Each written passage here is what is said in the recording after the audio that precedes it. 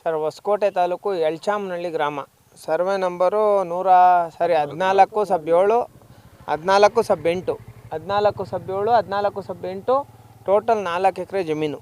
ಈ ಜಮೀನು ವೆಂಕಟಬೋಯಿ ಅಳಿಯಾಸು ಪೂಜಾರಿ ವೆಂಕಟಪ್ಪ ಅನ್ನೋರ ಹೆಸರಲ್ಲಿ ಇರ್ತೈತಿ ನೋಡಿ. ಇವರು ತಾಯಿಯವರ ತಂದೆ, ಇವ್ರ ತಾತ ಬೇರೋ ಪೂಜಾರಿ ವೆಂಕಟಪ್ಪ ಅನ್ನೋರು. ಇವರು ನಿಮ್ಗೇನಾಗಬೇಕು? ಮಾವ ಆಗಬೇಕು ಇವ್ರಿಗೆ.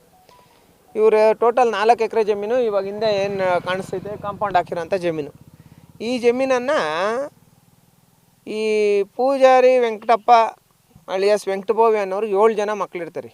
ಆ 7 ಜನ ಮಕ್ಕಳಲ್ಲಿ 7 ಜನಕ್ಕೂ ಭಾಗ ಕೊಡ್ತೀರಾ ವೆಂಕಟರಾಮಪ್ಪ ಅನ್ನೋನೊಬ್ಬನೇ 4 ಎಕರೆ ಜಮೀನನ್ನು ಪೌತಿ ಖಾತೆ ಮಾಡ್ಕೊತಾನೆ.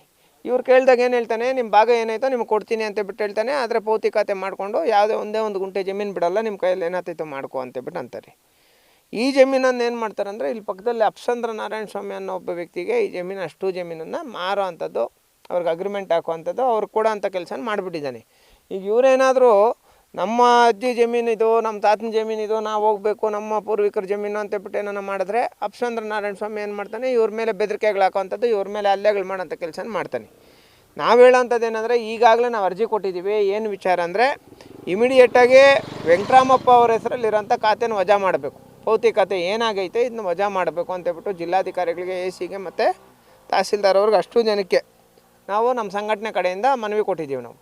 ನಾವು ಹೇಳೋವಂಥದ್ದು, ಈ ಜಾಗ ಏನಾದರೂ ಖಾತೆ ವಜಾ ಮಾಡಿ ಇವರು 7 ಜನ ಮಕ್ಕಳಿಗೆ, ವೆಂಕಟರಾಮ್ ಬೋವಿ 7 ಜನ ಮಕ್ಕಳು ಯಾರಿದ್ದಾರೆ, ಇಷ್ಟು ಜನಕ್ಕೆ ಏನಾದರೂ ಜಮೀನು ಸರಿ ಸಮಾನವಾಗಿ ಆಸ್ತಿ ಹಂಚಿಕೆ ಆದರೆ ತುಂಬ ಚೆನ್ನಾಗಿರುತ್ತೆ. 7 ಜನಕ್ಕೆ ಬರೋವಂಥ ಭಾಗನ ಒಬ್ಬನೇ ಯಾರೋ ಈ ವೆಂಕಟರಾಮಪ್ಪ ಅನ್ನೋನೊಬ್ಬನೇ ಮಾಡ್ಕೊಳ್ಳೋ ಅಂಥದ್ದು ತಪ್ಪು.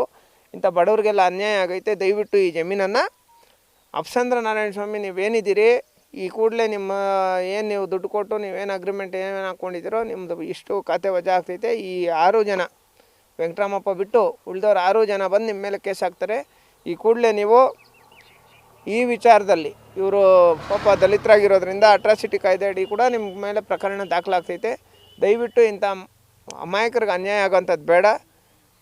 ಈ ವೆಂಕಟರಾಮಪ್ಪ ಅನ್ನೋರು ಇವ್ರಿಗೆ ಮತ್ತು ನಿಮಗೂ ಕೂಡ ಮೋಸ ಮಾಡ್ತಾಯಿದ್ದಾರೆ. ಈ ವಿಚಾರದಲ್ಲಿ ವೆಂಕಟರಾಮಪ್ಪನವರ ಮಕ್ಕಳು ನಮ್ಮ ವೆಂಕಟಬೋವಿ ಮತ್ತು ಪೂಜಾರಿ ವೆಂಕಟಪ್ಪ ಅವ್ರ ಮಕ್ಕಳು 7 ಜನ ಏನಿದ್ದಾರೋ ಅಷ್ಟು ಜನಕ್ಕೆ ಸಮಾನ ಅವಕಾಶ, ಸಮಾನ ನ್ಯಾಯ ಸಿಗಬೇಕು. ಅಷ್ಟು ಜನಕ್ಕೆ ಪಾರ್ಟಿಷನ್ ಬರಬೇಕು ಅಂತೇಳ್ಬಿಟ್ಟು ನಿಮ್ಮ ಮುಖಾಂತರ ಮನವಿ ಮಾಡ್ತಾಯಿದ್ದೀನಿ.